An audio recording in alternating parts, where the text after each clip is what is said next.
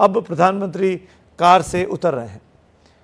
गुजरात के सिविल अस्पताल प्रधानमंत्री पहुंचे हैं। CR पाटिल, भूपेंद्र पटेल, हर्ष सिंघवी,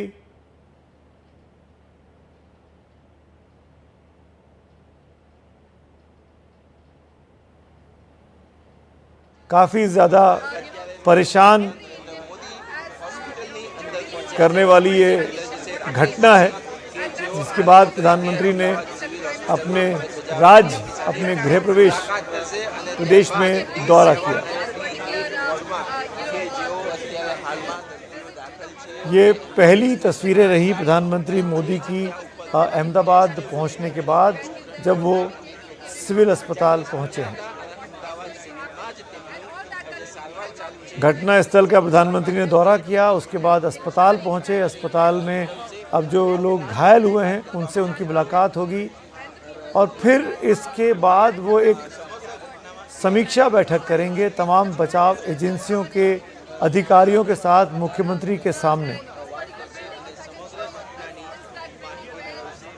मेरे सहयोगी अभिषेक अवस्थी जुड़े हुए हैं, जो इस वक्त सिविल अस्पताल में ही मौजूद हैं। अभिषेक, क्या और ताज़ा अपडेट आप वहां से दे सकते हैं?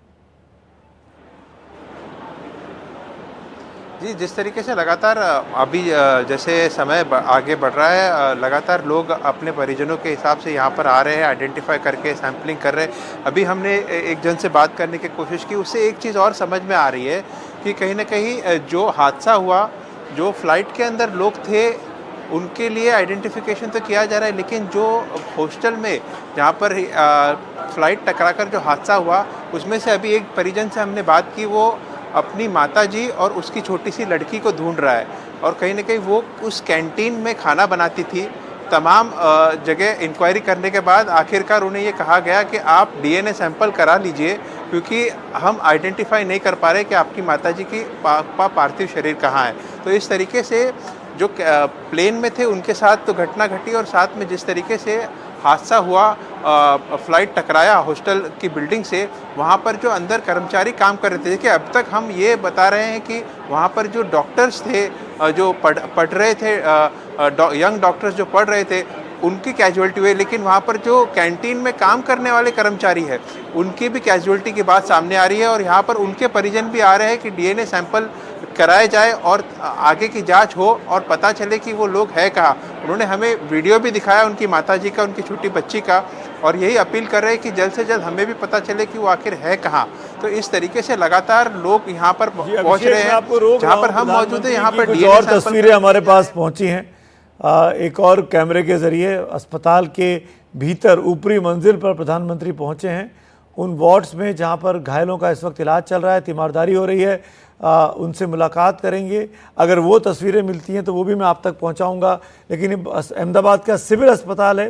प्रधानमंत्री ने सीधे आज सुबह सुबह सबसे पहले दिल्ली से अहमदाबाद पहुंचे। अहमदाबाद पहुंचकर उस घटना स्थल पर गए, उस मेडिकल कॉलेज प्रीमाइसेस में गए जहां पर ये विमान का मलबा गिरा आके।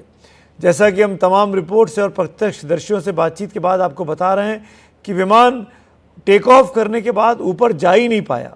ये देखिए, प्रधानमंत्री नरेंद्र मोदी दिखाई दे रहे हैं, केंद्रीय मंत्री CR पाटिल दिखाई दे रहे हैं, भूपेंद्र पटेल दिखाई दे रहे हैं इन तस्वीरों में हमको। तो विमान एयर इंडिया का Dreamliner Boeing 787 take off करने के बाद ऊपर नहीं जा पाता है, वो नीचे की ओर आता है। कोई या तो उसमें तकनीकी खामी हुई है, क्यों विमान उड़ान नहीं बढ़ सका, क्या प्रॉब्लम हुई है, जाँच का विषय है, जाँच कमेटियाँ बन गई हैं।